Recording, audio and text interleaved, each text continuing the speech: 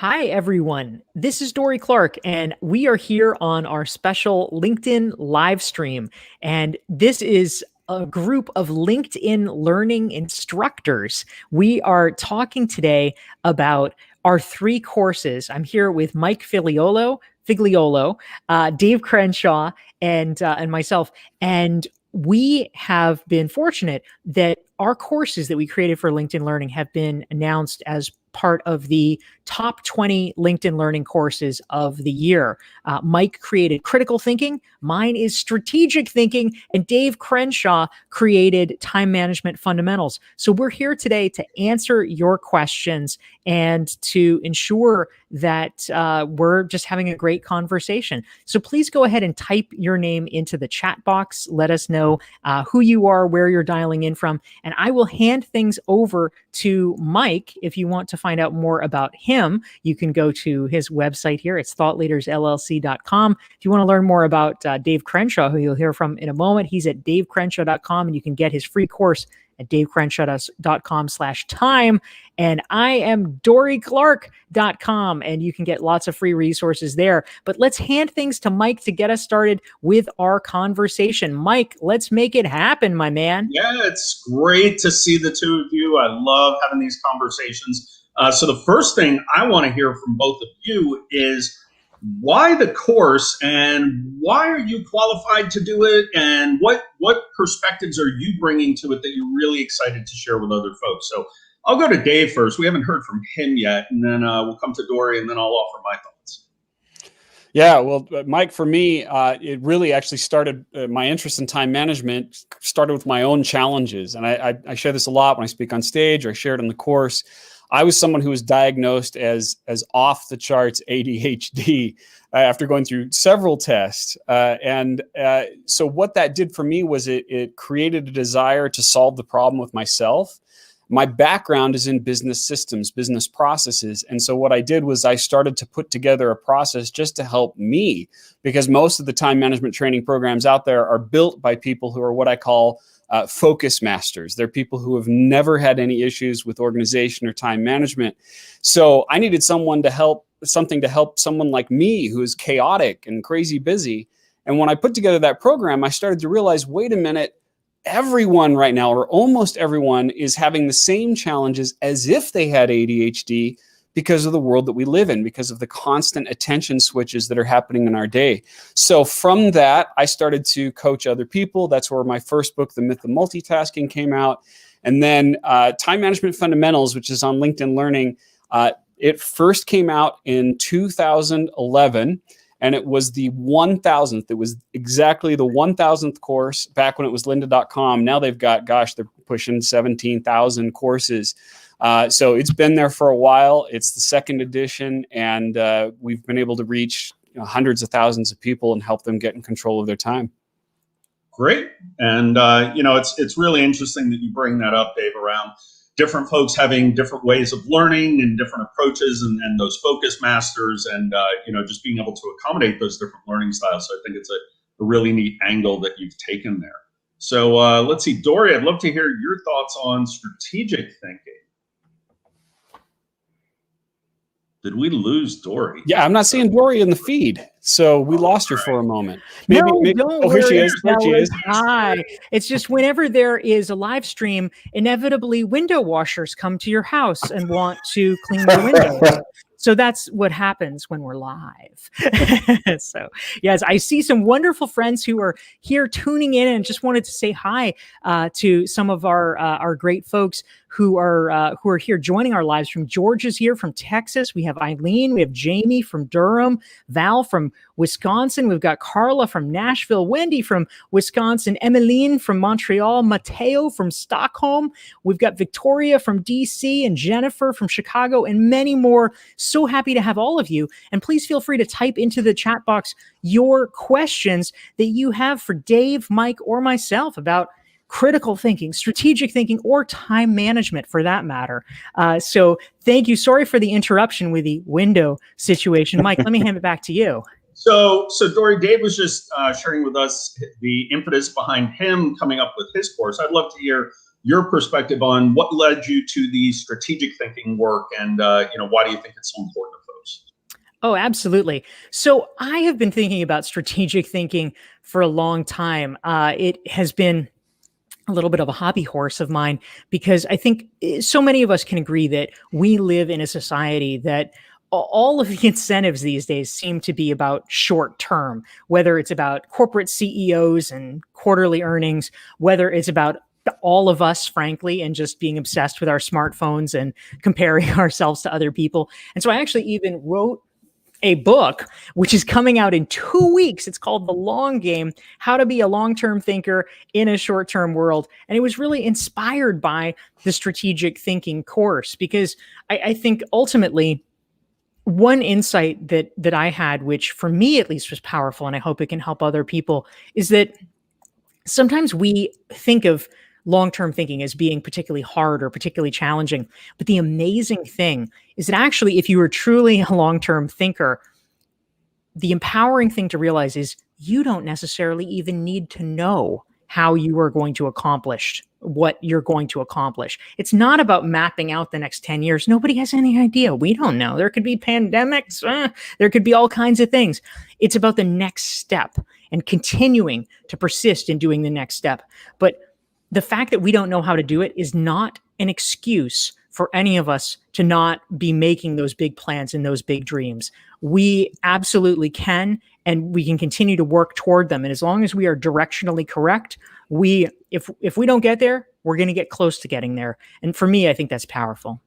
Yeah, no, that's great in terms of taking that long-term view. And just going to the critical thinking course that I've got on LinkedIn Learning for me, Dave, I think I was shortly behind you. So that one came out probably in about 2014. And for me, I had some time after my time in the military. I was a consultant. And I remember just the power of being able to focus on the things that are the most meaningful, and the 80-20 rule, and being able to set aside the things that I refer to them as ankle biters, those little tasks, and they're always nipping at you, but they don't add a lot of value. They don't advance your long-term perspective like Dorie's bringing up. And Dave, they can be those distractions that are pulling you in a bunch of different directions and pulling you away from the things that are actually meaningful. So in critical thinking, what I've really tried to do is emphasize two things. One is solving the right problem. And I can't count how many times I've personally solved the wrong problem because there's just that desire to rush off, come up with a solution and get going.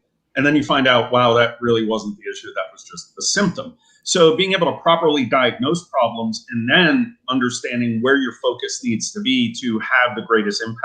And that can be both short-term impact and long-term impact, and really understanding where's the value in your efforts. And that's hard sometimes when pressure is on and we've got a lot of things going on, to take that pause and think and say, where am I actually going to have impact and what actually matters, right?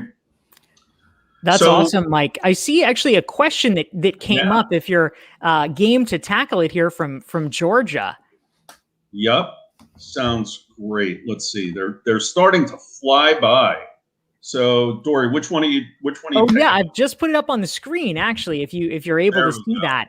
And she says, all experts are not curriculum designers. She wants to know, this is kind of a pedagogy question here. What makes you good as a teacher as well as good in your area of expertise? The magic here is you are all top level and figured out that formula. Thank you for that question, Georgia. And indeed, for folks just tuning in, part of the reason why the three of us, Mike and Dave Crenshaw and I, are together is that we were fortunate enough that our courses, Critical Thinking, Strategic Thinking, and Time Management Fundamentals, were named among the top 20 courses of the year in terms of the number of people who watched them for LinkedIn Learning. And so, Mike, how would you respond to that? What is your thought about what it actually takes to be a great instructor and engage learners or participants with your material? So, my day job is teaching, and we teach courses to all sorts of organizations all around the world. And early on, I've been running my business for 17 years. I had the realization that it's entertainment first and content second. Because if it's not entertaining, you will not have the participants' attention. And if they say, okay, this is kind of fun and it's interesting and there's the occasional bad joke and dry humor, but there's something there to spark the interest, and they lean in, and they're leaning in for the next joke, but then they start picking up on the content. And then what you very quickly have to do is be able to map that content to something that is real, that they're going through day to day. And for me, being able to have that business background before I became a professional trainer was really helpful to when somebody says, yeah, that's a cool, framework, Mike, but I'm having this real business problem. How would you solve that? And being able to make that connection to real things that people are dealing with, that's what pulls them in, because then they're going to learn because you're giving them solutions. And for me, that's always been the most important part of teaching, is making it practical and applicable. So Dave, what do you find is the key to your delivery and training style? Well, I love that you brought up the phrase entertainment. So one thing that really inspires me are actually stand-up comedians. I feel like the world of comedy shares a lot of things in similarity with training. And I just finished the autobiography by Steve Martin, Born Standing Up, which I highly recommend. And in it, there's an interesting part, because he said when he was about to quit, he thought he would go into teaching. And the phrase was, because teaching, after all, is show business. And there is an element that you have to recognize when you're talking to people. It's not just about the information. It's how you're delivering the information. And when I create a course or anything that I'm delivering, I think of it anyone can use this formula. You take a piece of paper, you draw a line down the middle, and on one side you write what, and on the other side you write how. And there needs to be a healthy balance between what you're teaching, how you're going to teach it, and you need to just continue that balance. And sometimes you see teachers where it's all what, right? It's just information after information after information. This is where you get the bullet point hell of a PowerPoint presentation, right? Or sometimes you see someone who focuses all on the how, and it's all about, let's play some games and let's do things that are fun or entertaining or whatever it is, but the message is lost in the middle. So you want to have that nice, healthy balance. And this applies not just for training, being an online presenter like we are, but also if you're teaching in a team, in a corporation, you're in a team meeting and you want to present something, a nice, healthy balance of what and how is the key that I think. Yeah. Great. And Dorie, what do you find for structuring your courses, and how do you get that learning across so effectively? Yeah, thank you, Mike. Well, I think when it comes to structuring the courses, actually, one element that I use frequently with my courses is actually crowdsourcing. I will often go on social media in the earliest days of creating a course and ask the people who are, connected to me on LinkedIn what their questions are or what their challenges are with regard to a certain issue, because I might arrive with a hypothesis, but it turns out that might not be what people are interested in. So I want to see from the ground up what is on the minds of people so that I can structure a course accordingly. That's number one. And then number two, in terms of delivery, I certainly agree with Dave. I've taken stand-up classes. I think that's such good training. And mostly that's why we get along. That's right, man. Mostly what I try to do is actually just entertain myself, because I know that sitting there watching a video, this is discretionary time that people are spending, mostly for LinkedIn Learning. It's not people being forced to sit in a classroom. Oh, I have to do this. It's people who are smart, motivated professionals who are choosing to do this. And I want to reward those people by hopefully making it a pleasurable experience for them to learn and for them to have that kind of self-development. And so, I think about how can it be fun for me to teach it, and how can it be fun for them to receive it? So I know certainly this is not true in every language, but in English, one of the most important things that you can be doing is making sure that you're focused on your voice and varying your vocal tone and your rate and your, the way that you're speaking to keep people engaged. And so that's something that I'm always mindful of as well. Yeah, so if I could insert one thing too, I try to have things that are hands-on. In time management fundamentals, it's not just here are a set of tips to be productive. I actually ask people to stop and go into their office and start picking things up and moving them around. When you can get your audience to do something as you're teaching them, that's what makes it last. Yeah, absolutely. And Dorie, I love the point on energy and just realizing how I was shocked the first time I filmed how much energy you have to push out through that little tiny camera to go through the internet and then onto somebody's screen to have it be engaging. And it's exhausting to teach. And when I have colleagues who teach the first time, they're like, I'm wiped out and I only did like 4 videos. I'm like, I know it's a lot of work. And then, me being Italian, I just recently shot another course and they cropped it.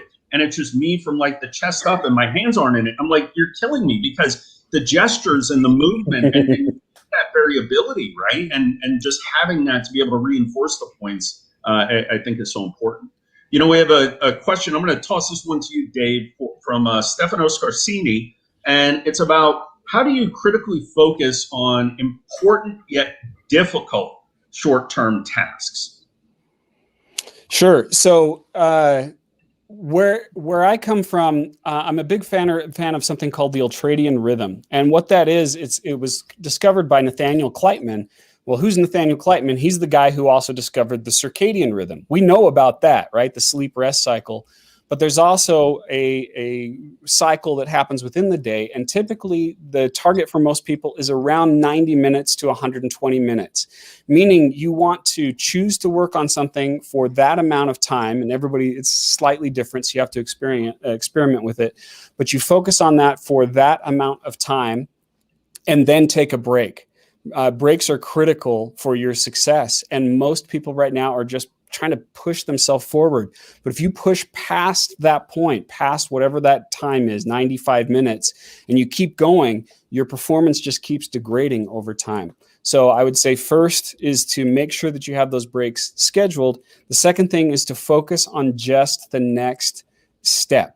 What is just the next thing that I need to do? As someone who has ADHD, when I see a project, I don't see one step, I see 300, and I feel exhausted and overwhelmed. So what I have to do is just kind of narrow my thoughts down and ignore everything else that's going to happen in the future and just say, what do I need to do for the next 5 minutes? What's the next 5 minutes of activity? And complete that, and then just go to the next one.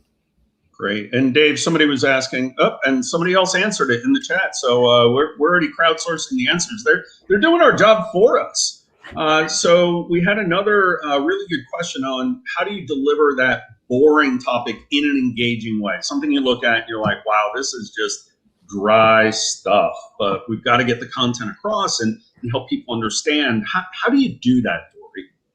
You ever had that challenge of something really, really dry and you're like, oh, I really don't want to do this, but I got to get them hooked? Well, the first blessing for which I count my lucky stars is that, fortunately, I think at least the topics that I've been lucky enough to teach have been pretty interesting. So the two of my courses that are top courses for 2021 for LinkedIn are interpersonal communication and strategic thinking, both pretty sexy and pretty juicy. But what I will say is that inevitably, for any topic, for any area, even if the general topic is interesting, there are going to be some pieces where you just have to drill down into particulars that in and of themselves may not be the most stimulating. So I think there's a few things that we can do to try to make a boring topic or a seemingly boring topic interesting.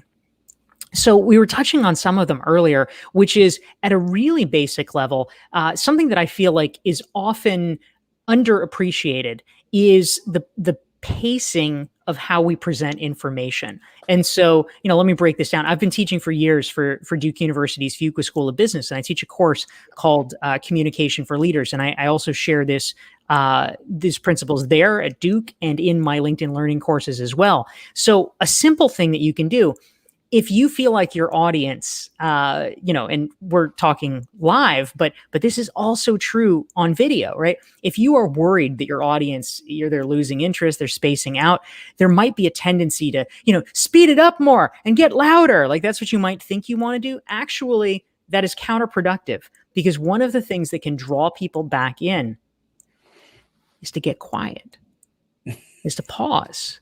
Because they're like, wait, what? It throws off their sense of timing, because they're expecting information at a certain rate. And when it's not delivered, you're creating this disjunct, this discontinuity. And so doing things like just pausing, like asking a rhetorical question and then waiting, so what do you think we should do? Well, let me give you one solution. It's like, we're creating that kind of anticipation, which enables there to be little surprises built in. And so even if it is a boring topic, it creates a level of excitement that I think can sustain people nicely. Yeah, you're bringing up a great point, Dorie, which is we have to give people time to think. We know the content. And when you're trying, and this is sort of everybody on this call, when as a presenter, you know the content and you know your stuff. And there's a tendency to say, well, what do you folks think of that? And we pause for about a half a heartbeat, and then we start rushing on again because we think they didn't have any questions. And we have to give people the space to do that critical thinking and say, wait a minute, what does this mean? And how would this relate? And we've got to give them that space. And for you as a speaker, it feels like forever. When you first start taking those pauses, it's so uncomfortable and so weird. But the more you do it, the more you realize the audience is really engaging because you've given them the time to process these concepts and more importantly, relate it to what matters to them in their day-to-day. And that goes to a couple of the questions that are coming up around how do you do it in a way that's engaging? When people see the connection and the benefit to them, they're going to engage, right? You've just got to help them make that connection. So let me change gears a little bit here. And, things have been weird for a couple of years. Can you believe we're going on 2 years of dealing with this stuff? And as you look at your topics, Dave for time management and Dorie for strategic thinking, how do you think the current environment has changed those topics, or how has it made them more relevant or relevant in different ways? So Dave, what do you think? What have you seen? Well, that's an easy question for me to answer. Last year's most popular course was time management working from home. And so what has happened? Well, we are now almost all in either working from home situation or a hybrid situation. So it's taking true principles of time management and then saying, how do I apply it in my environment? And it's been interesting for me. I've always pretty much worked from home. This right now is my home office. This is not a background. This is actually how things are set up. And I would consider this the ideal. And it was set up just before everything went down. We completed this at the end of 2019. But I started with my office in the same place where my bed was. And it has slowly evolved over time. And so what I try to encourage people to do when they're now working from home is not try to jump to the ideal. That's too much. It's too much of a wholesale change. But instead, think in terms of 2% increases. If you just change one thing, for instance, if you switch your mouse, this is my favorite mouse. It is not made anymore. I actually bought it specially so I don't have to change. But this thing makes me at least 2% more productive. And why 2%? Because a 2% increase in productivity is one entire work week saved every year. So if you go from 2% change in your home office to 2% change and you just keep building it, you start gaining weeks and months worth of free disposable time. And it's easier to do that in a home office environment than it is actually in a physical office. That's great. And Dorie, what have you seen be the big changes? Yeah, thank you so much, Mike. That's great. And I'll just remind people, if you are enjoying this conversation with Dave Crenshaw, Mike Figliuolo, and me, Dorie Clark, please hit the like button and hit the share button so that your friends can benefit from it as well. If you want to learn more about Mike and his work and his critical thinking course, you can go to thoughtleadersllc.com. If you'd like to check out Dave Crenshaw, go to davecrenshaw.com/time. You can access his free time management course on LinkedIn. And if you want to learn more about my work and specifically strategic thinking, which is the topic of my top LinkedIn learning course, you can go to dorieclark.com/the long game. You can get a free long game self-assessment and download that for free so you can become even more of a strategic thinker. That's right. And Dave Crenshaw says you should 100% do that as well. Pre-order this book, get it. It comes out in a couple of weeks. I won't be timid about promoting it because this is amazing. Thank you for making this, Dorie. Thank you, my man. Well, I'm excited to feature you in it as well. So, Mike, to answer your question about strategic thinking and what's different, how things have changed post-COVID, I think that one thing that has really been brought into stark relief, I mean, of course, even before COVID, people were sort of in a short-term mindset. I think that number one, it's a little bit human nature. We just want things now. And number two, social media has not helped over the past 10 to 15 years where we've really entered the social media era.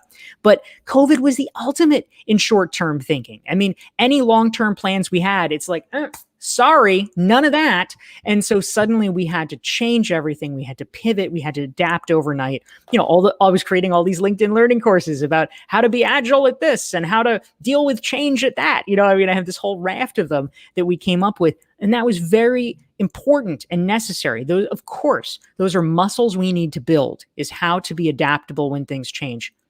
But also, it can't be the only way we are. Right? We can't only be reactive. If we eventually want to reclaim autonomy over our lives, we need to start rebalancing the portfolio and actually doing long-term thinking as well as short-term thinking. And so I think that for a lot of people, that's right. Thank you, Dave. For a lot of people, they feel like now it's time, right?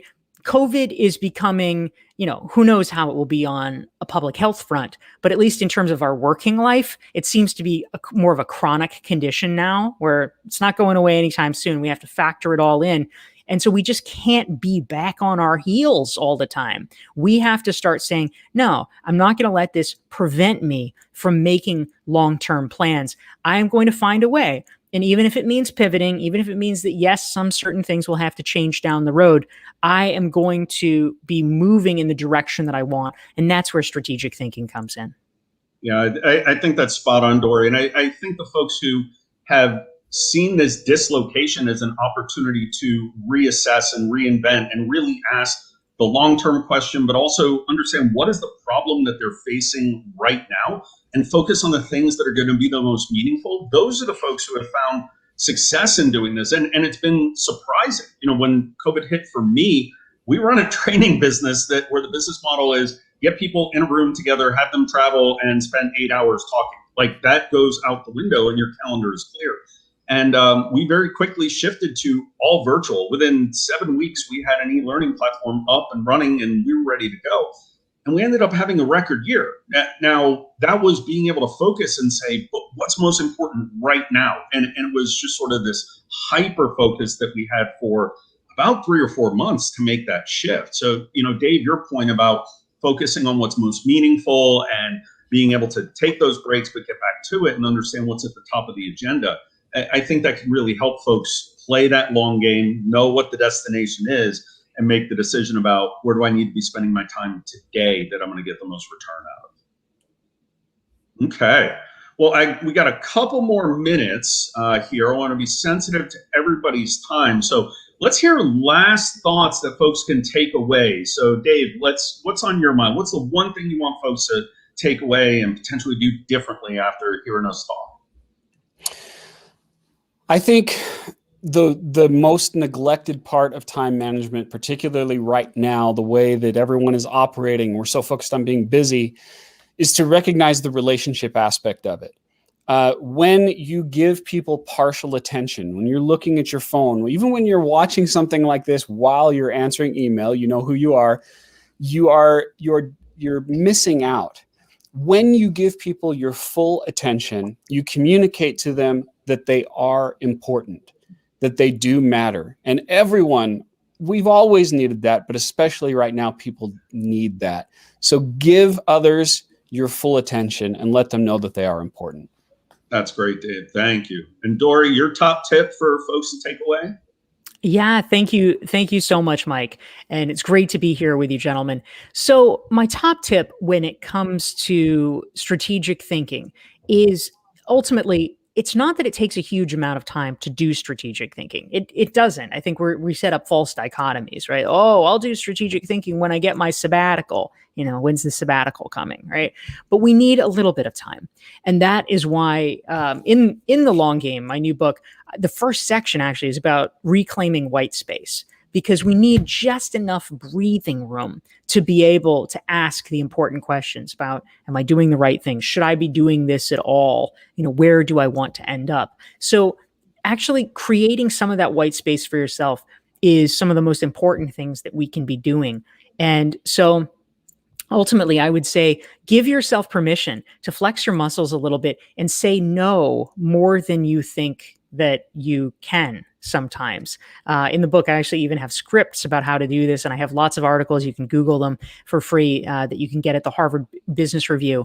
But ultimately, we often assume that it will be major consequences if we say no to something. And yet, most of the time, that is not the case. As long as we respond quickly, so we don't compound the problem by being rude and putting it off, we can actually say, oh, thank you so much. I appreciate that invitation, Mike. That's so nice. I'm not able to do it, but thanks for thinking of me. And Mike is almost certainly not going to hold it against me. We have to preserve the white space for ourselves. And Mike, what's your piece of parting advice? Well, thank you for teeing up the saying no, right? So when I think about the 80-20 approach, which is 20% of the activities drive 80% of the value, that means 80% of the activities just aren't having a big impact. And it's empowering yourself to say no to those things. One of my favorite techniques, the one I'll give folks, is saying no can be uncomfortable. One of my favorites is yes, if.